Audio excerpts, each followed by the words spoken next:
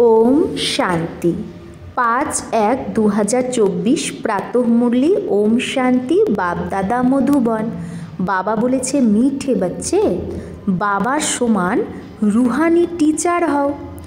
বাবা যা পড়াচ্ছে সেটা অন্যকেও পড়াও। ধারণা যদি হয় তাহলে কাউকে বুঝিয়ে দেখাও। প্রশ্ন, কোন কথায় বাবা को अटल निश्चय है? তো কোন ব্যাপারে বাবার অটল নিশ্চয় আছে আর বাচ্চাদেরও সেইটাতে অটল হওয়া উচিত? উত্তর, বাবার ড্রামার ওপর অটল নিশ্চয় আছে। বাবা বলে যা পাস্ট হলো সেটা হলো ড্রামা। কল্প আগেও যা করেছিল যে করেছিল সেটাই করবে। ড্রামা তোমাদের উপর নিচে করতে দেয় না। তাই বাবা বলছে যদি ড্রামার জ্ঞান থাকে তাহলে আমাদের উপর নিচ হয় না অবস্থা। কিন্তু এখনো পর্যন্ত বাচ্চাদের অবস্থা এইরকম হয়নি, তাই মুখ দিয়ে বেরোয় এইরকম যদি হতো তো এইরকম করতাম, যদি জানতাম তাহলে এটা করতাম না। বাবা বলে যেটা পাস্ট হয়ে গেছে সেটা চিন্তা করো না, ভবিষ্যতের জন্য পুরুষার্থ করো যাতে এইরকম কোনো ভুল আর না হয়। ওম শান্তি। রুহানি বাবা রুহানি বাচ্চাদের বসে বোঝায়। বাবা নিজে বলে আমি যখন আসি তো কেউ জানেই না যে, কারণ আমি হলাম গুপ্ত। কেউ জানতেও পারে না যে বাবা আসে, কারণ বাবা হলো গুপ্ত। গর্ভেও যখন আত্মা প্রবেশ করে তো প্রবেশ হতেই কি মালুম পড়ে, বোঝা যায় যে সে এসেছে, আত্মাটা প্রবেশ করেছে, ঝট করে কি বোঝা যায়? তিথি তারিখ তো বের করা যায় না যে কখন আত্মা প্রবেশ করলো গর্ভে। যখন গর্ভ থেকে বাইরে বেরোয় তখন সেই তিথি তারিখ বেরোয়। তো বাবার প্রবেশ তারও তিথি তারিখের পাতা নেই লাগতা। বাবা ঠিক এক্স্যাক্ট কবে প্রবেশ করেছে ব্রহ্মার্তনে, কবে এই রথে এসেছে, কিচ্ছু বোঝা যায় না। তো কাউকে যখন বাবা দেখতো তো वो नशे में चले जाते थे। ব্রহ্মা বাবা যখন কাউকে দেখতো, দৃষ্টি দিত, তো সে এক নেশায় চলে যেত। তো তখন বোঝা যেত যে কিছু এর মধ্যে প্রবেশ করেছে বা এর মধ্যে কোনো শক্তি এসেছে। তো সেই শক্তি কোথা থেকে এসেছে? তখন ব্রহ্মা বাবা নিজেও ভাবতো আমি তো খাস কোনো জপ তপ করিনি। তো একেই বলা হয় গুপ্ত। তিথি তারিখ কিচ্ছু নেই। সূক্ষ্মবতনেরও স্থাপনা কবে হয় এটা কিছুই বলা যায় না। মুখ্য কথাই হলো মন মনা ভব। বাবা বলে হে আত্মা, তুমি আমি বাবাকে ডেকেছিলে না যে এসে পতিতকে পাবন বানাও, পাবন দুনিয়া বানাও। বাবা বোঝায় ড্রামা প্ল্যান অনুসারে যখন আমার আসতে হয় তো চেঞ্জ অবশ্যই হয়। সত্যযুগ থেকে যা কিছু পাস হয়েছে সেগুলো আবার রিপিট হবে। সত্যযুগ ত্রেতা আবার নিশ্চয়ই রিপিট হবে। সেকেন্ড বাই সেকেন্ড পাস হতে থাকে। তো সংবাদ भी পাস होता जाता है, এই সময়টাও পাস হয়। বলে সত্যযুগ পাস্ট হয়েছে, দেখে তো নি। বাবা বোঝায় তোমরা এইগুলো যুগ পাস করে এসেছো, অতিক্রম করে এসেছো, তোমরাই প্রথমে আমার থেকে আলাদা হয়েছো। তো এর উপরে নজর দেওয়া উচিত যে কিভাবে আমরা 84 জন্ম নিয়েছি, যেটা আবার হুবহু নিতে হবে, অর্থাৎ দুঃখ আর সুখের পার্ট বাজাতে হবে। সত্যযুগে হয় সুখ। যখন মকান পুরানা হয় তো কোথাও থেকে ছাদ ভেঙে যায়, কোথাও কিছু না কিছু হতে থাকে, তো তখন নেশা থাকে যে এই মকানের মেরামত করতে হবে। যখন খুব পুরানো হয়ে যায় তখন বোঝা যায় যে এই মকান আর থাকার যোগ্য না।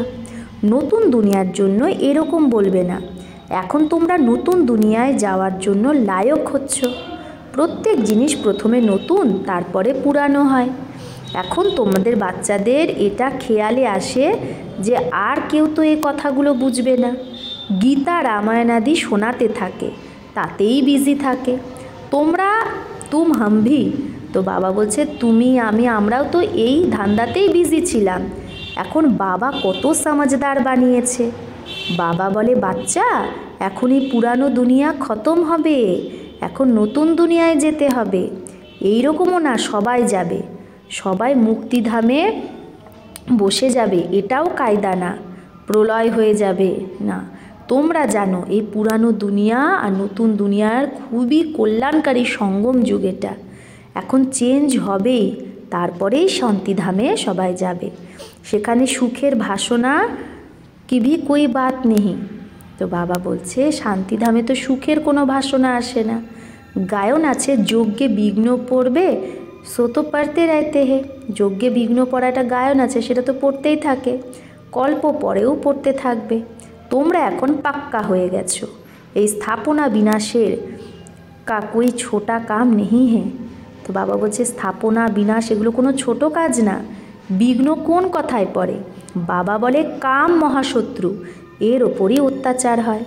দ্রৌপদীরও কথা আছে না, ব্রহ্মচর্যের ওপরেই সারা খিটখিট হয়। শতপ্রধান থেকে তমপ্রধান অবশ্যই হতে হবে, সিঁড়ির নিচে নামতেই হবে, পুরানো দুনিয়া অবশ্যই হতে হবে। এই সব কথাগুলোকে তোমরাই বোঝো আর চিন্তন করো, আর পড়ে আবার পড়াতেও হবে, টিচার হতে হবে। নিশ্চয় নলেজ বুদ্ধিতে আছে, তবেই তো পড়ে টিচার হও। আবার টিচারের থেকে যা শিখেছো, যে শিখে হুঁশিয়ার হয়, তো গভর্নমেন্ট উনকো পাস করতি হে। তখন গভর্নমেন্টও যে স্টুডেন্ট থাকে সে যখন টিচারের কাছে পড়ে হুঁশিয়ার হয়ে যায়, তখন গভর্নমেন্ট তাকে পাস করায় যে তুমিও টিচার। তো বাবা তোমাদের টিচার বানিয়েছে। এক টিচার কি করতে পারবে? তোমরা সবাই হলে রুহানি টিচার। তো বুদ্ধিতে নলেজ থাকা উচিত, জ্ঞান তো একদম অ্যাকিউরেট, মানুষকে দেবতা বানানোর। এখন যত তোমরা বাচ্চারা বাবাকে ইয়াদ করবে তো লাইট আসতে থাকবে। তো বাবাকে ইয়াদ করলে কি আসতে থাকবে? লাইট। মানুষের সাক্ষাৎকার হতে থাকবে, মানুষ সাক্ষাৎকার করবে, কারণ আত্মা পিওর হবেই ইয়াদের দ্বারা। তাহলে ইয়াদের দ্বারা আত্মা যত পিওর হবে, যে কেউই সাক্ষাৎকার করতে পারে। বাবা মদতগারও বসে আছে, বাবা সদা বাচ্চাদের মদতগার, পড়াতেও নাম্বার বাড়াচ্ছে। প্রত্যেকে নিজের বুদ্ধি দিয়ে বুঝতে পারে যে আমার মধ্যে কতটা ধারণা আছে। যদি ধারণা থাকে তাহলে কাউকে বুঝিয়ে দেখাও, এটা হলো ধন। তো বাবা বলছে ধন যদি তুমি না দাও তাহলে কেউ মানবে না যে তোমার কাছে ধন আছে। সেটা জ্ঞান ধন। ধন দান করবে তো মহাদানী বলবে। মহারথী মহাবীর কথা একই। সবাই একই রকমের তো হতে পারে না। তোমাদের কাছে কতজন আসে, এক এক জনের এক এক সে ব্যাট মাথা মারনা হতা হে ক্যা? এক একজনের সামনে বসে কি মাথা মারবে? মানে তোমরা সেই মেহনত করতে হবে। কি মানুষ তো আখবার দ্বারা, খবরের কাগজ দ্বারা কত কথা শোনে, তো খুব চমকে যায়। আবার যখন তোমাদের কাছে এসে শোনে তো বলে আমরা পরমতে কি কি করেছি, এখানে তো খুব ভালো। খবরের কাগজে এর ওর কাছে শুনে ভাবে এই সংস্থা কি না কি হয়, কিন্তু যখন সামনাসামনি এসে শোনে তখন ভাবে যে আমরা আগে কি ভুল ভাবতাম, কিন্তু এটা তো খুব ভালো। তো বাবা বলছে এক একজনকে ঠিক করতে মেহনত লাগে। এখানেও কত মেহনত লাগছে, তাও কেউ মহারথী, কেউ ঘোড়া সবার, কেউ পেয়াদা। এটা ড্রামাই পার্ট আছে, এটা তো বোঝো। লাস্টে জিত তোমাদেরই হবে, যে কল্প আগে হয়েছিল সেই আবার হবে। পুরুষার্থ তো বাচ্চাদের করতেই হবে। বাবা রায় দেয়, বোঝানোর চেষ্টা করো। প্রথমে তো শিব বাবার মন্দিরে গিয়ে সার্ভিস করো। তোমরা জিজ্ঞেস করতে পারো যে এই শিব কে, এর ওপর কেন জল চড়াও, তোমরা ভালোভাবে জানো। বলে गॉड डंडे पर आग लेने और मालिक होकर बैठ गई। ये दृष्टांत भी तुम्हारा ही है, तुम जाते हो जगाने के लिए। तो বলে যে গেছে আগুন জ্বালাতে, আগুন নিতে, আর মালিক হয়ে বসে গেছে। তো এই দৃষ্টান্ত তোমাদেরই। তো বাবা বলে তোমরা যাও শিবের মন্দিরে ছদ্মবেশে, আর এই ভক্তদের জাগাও জ্ঞানের দ্বারা। তো তোমাদের নিমন্ত্রণ দিয়ে ডাকে, তো এই রকম নিমন্ত্রণ যদি আসে তো খুশি হওয়া উচিত। কাশী আদিতে বড় বড় টাইটেল দেয়, ভক্তিতে কত ঢের মন্দির, এটাও একটা ধান্দা। কোনো কেউ ভালো স্ত্রীকে দেখলো তো उनको गीता कंठ कराए आगे कर देते हैं, फिर जो कमाई होती है वो मिल जाती है कुछ भी नहीं। तो তো বাবা কি বলছে, ভক্তিতে কত ঢের মন্দির, ওটাও একটা ধান্দা, বিজনেস। কোনো ভালো স্ত্রীকে দেখলে তাকে গীতা কণ্ঠস্থ করিয়ে সামনে করে দেয়, তারপরে যে কামাইটা হয় সেটা একসাথে মিলে যায়।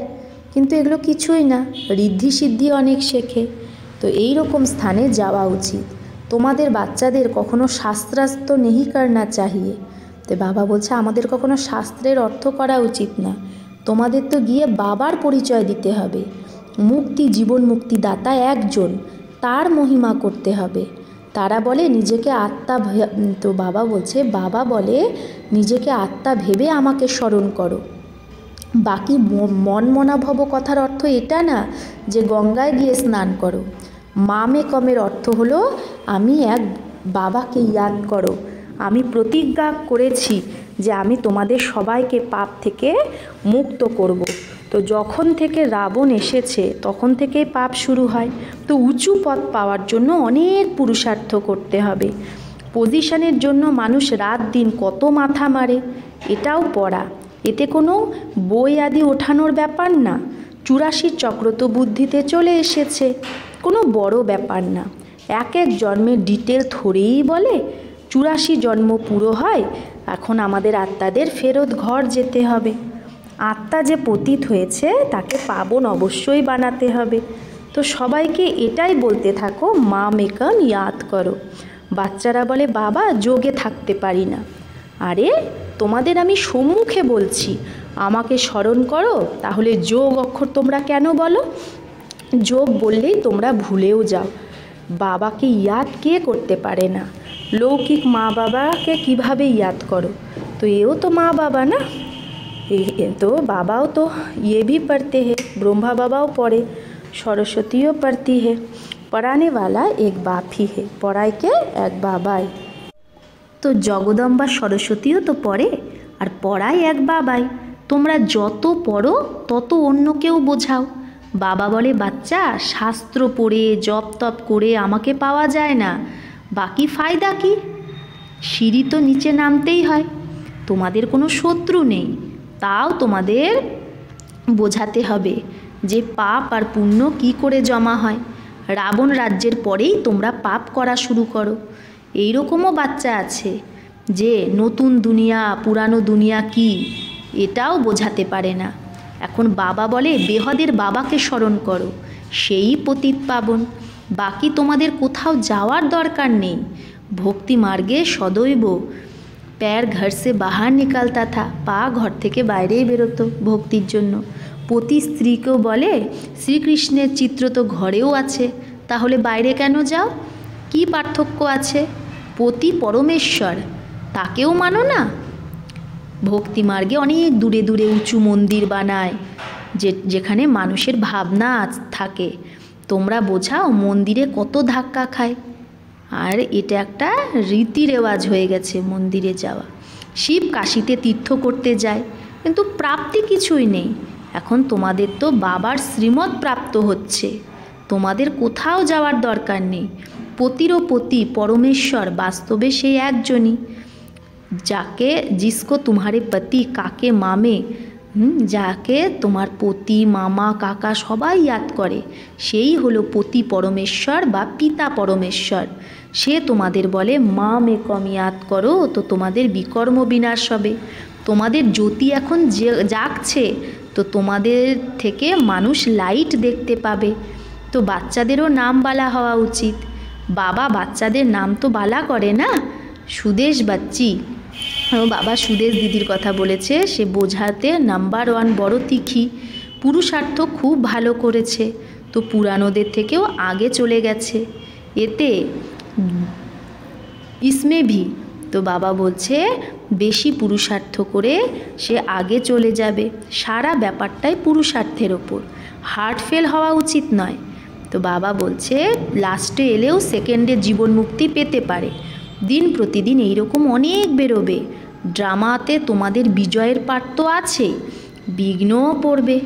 আর কোনো সৎসঙ্গে এইরকম বিঘ্ন পড়ে না, এখানে বিকারের ওপরেই হাঙ্গামা হয়। গায়নও আছে, অমৃত ছেড়ে বিষ কেন খাও। জ্ঞানের দ্বারা এক দেবী দেবতা ধর্মেরই স্থাপনা হয়। সত্যযুগে রাবণ রাজ্য হয় না। বোঝানো কত পরিষ্কার, রাম রাজ্যের পাশেই আছে রাবণ রাজ্য। দেখায় না ছবিতে, তোমরা টাইমও দেখাও। এটা হলো সঙ্গম। দুনিয়া বদলাচ্ছে, স্থাপনা পালনা বিনাশ করায় এক বাবায়। খুব সহজ, কিন্তু ধারণা পুরো হয় না, আর অন্য সব কথা ইয়াদ থাকে, বাকি জ্ঞান আর যোগী ভুলে যায়। তোমরা উঁচু থেকে উঁচু ভগবানের সন্তান। দিন প্রতিদিন তোমরা সলভেন্ট হতে থাকো, মানে নির্বিকারী। ধন পাও না, খরচাও আতা যাতা হে। তো বাবা বলছে তোমরা ধন পাও না, খরচাও হয়ে যায়, আসতে যেতে থাকে। বাবা বলে হুন্ডি ভরতে থাকবে, কল্প আগের মতোই তোমরা খরচা করবে। তো বাবা বলছে ড্রামা অনুসারেই করবে, কম বেশি ড্রামা করতে দেবে না। ড্রামার ওপর বাবার অটল নিশ্চয় আছে, যেটা পাস্ট হয়েছে সেটা ড্রামা। এরকম বলা উচিত না যে এই রকম যদি হতো, এটা যদি না করতাম, এখন সেই অবস্থা আসেনি বাচ্চাদের। তো কিছু না কিছু মুখ দিয়ে বেরিয়ে যায়, তারপরে ফিল হয় যে কেন এরকম বললাম। বাবা বলে যেটা পাস্ট হয়ে যায় সেটাকে চিন্তা করো না, আগের জন্য পুরুষার্থ করো যেন এইরকম ভুল আর না হয়। তাই বাবা বলে চার্ট লেখো, এতে খুব কল্যাণ আছে। বাবা একজনকে দেখেছে সারা জীবন কাহিনী লিখত, সমাজতে হে বাচ্চে শিখেঙ্গে, ভাবতো আমাকে দেখে বাচ্চারা শিখবে। এখানে তো শ্রীমতে চললেই কল্যাণ, এখানে মিথ্যাও চলতে পারে না। নারদের উদাহরণ, চার্টের দ্বারা অনেক ফায়দা হয়। বাবা আদেশ করে, তো বাচ্চাদের সেই আদেশে চলা উচিত না। अच्छा, मीठे मीठे सिकिलधे बच्चों प्रति माता पिता बाप दादा का याद प्यार और गुड मॉर्निंग। रूहानी बाप की रूहानी बच्चों को नमस्ते। हम रूहानी बच्चों की रूहानी माता पिता बाप दादा को याद प्यार गुड मॉर्निंग और नमस्ते नमस्ते नमस्ते। शुक्रिया बाबा, आपको लाख लाख शुक्रिया। धारणार जन्य मुख्य सार एक, ज्ञान धारण करे अन्यके बोझाते हबे। জ্ঞান ধন দান করে মহাদানী হতে হবে। কারো সাথে শাস্ত্রার্থ না করে, মানে কাউকে শাস্ত্রের অর্থ না করে বাবার সত্য পরিচয় দিতে হবে। 2, তোমাকে পাস্টের কথা চিন্তন করা উচিত না। এই রকম পুরুষার্থ করতে হবে যাতে আর কখনো ভুল না হয়। নিজে সত্যিকারের চার্ট রাখতে হবে। বরদান, যোগ দ্বারা উঁচু স্থিতির অনুভব যে করে সেই ডবল লাইট ফরিস্তা ভব। বাবা বলছে যোগ দ্বারা উঁচু স্থিতির অনুভব যে করে সেই ডবল লাইট ফরিস্তা ভব। তোমরা রাজযোগী বাচ্চারা যোগে উঁচু স্থিতির অনুভব করো। হঠযোগী আবার শরীরকে উঁচুতে উঠায়। তোমরা যেখানে থাকো উঁচু স্থিতিতে থাকো, তাই বলে যোগী উঁচা রহতে হে। তোমাদের মনের স্থিতির স্থান উঁচু, কারণ তোমরা ডবল লাইট হয়ে গেছো। এমনিতেও বলা হয় ফরিস্তার পা ধরতিতে থাকে না। ফরিস্তা অর্থাৎ যার বুদ্ধিরূপী পা ধরতিতে থাকে না, দেহভানে থাকে না, পুরানো দুনিয়ার প্রতি কোনো লাগাব থাকে না। স্লোগান, এখন দুয়ার খাতাকে সম্পন্ন বানাও, তো তোমার চিত্র দ্বারা সবাই অনেক জন্মের দুয়া পাবে। তো বাবা বলছে अभी दुआओं के खाते को संपन्न बना लो। তাহলে এখন যদি আমরা দুয়ার খাতাকে সম্পন্ন বানাই, তাহলে আমাদের যে চিত্র, জড় চিত্র দ্বারা সবাই অনেক জন্ম দুয়া পেতে থাকবে। অব্যক্ত সাইলেন্স দ্বারা ডবল লাইট ফরিস্তা স্থিতির অনুভব করো। ফরিস্তা স্থিতির অনুভব করার জন্য এখনই আওয়াজে এসো, ডিসকাস করো। যেরকমই বাতাবরণে থেকেও সেকেন্ডে সব সংকল্পকে স্টপ করে আওয়াজ থেকে ওপরে নিয়ারা ফরিস্তা স্থিতিতে টিকে যাও। তাহলে এখনই আওয়াজে আসো, ডিসকাস করো, আবার এখনই সব সংকল্পকে স্টপ করে আওয়াজ থেকে ওপরে যাও। এখনই কর্মযোগী, এখনই ফরিস্তা, অর্থাৎ আওয়াজ থেকে ওপরে অব্যক্তি সাইলেন্সের অনুভূতি। এই অভ্যাস লাস্ট পেপারে বিজয়ী বানিয়ে দেবে। তো যদি আমরা এইরকম অভ্যাস করি নিয়ারার পেয়ারার, তাহলে এই অভ্যাস লাস্ট পেপারে আমাদের কি বানাবে? বিজয়ী বানাবে। আচ্ছা, ওম শান্তি।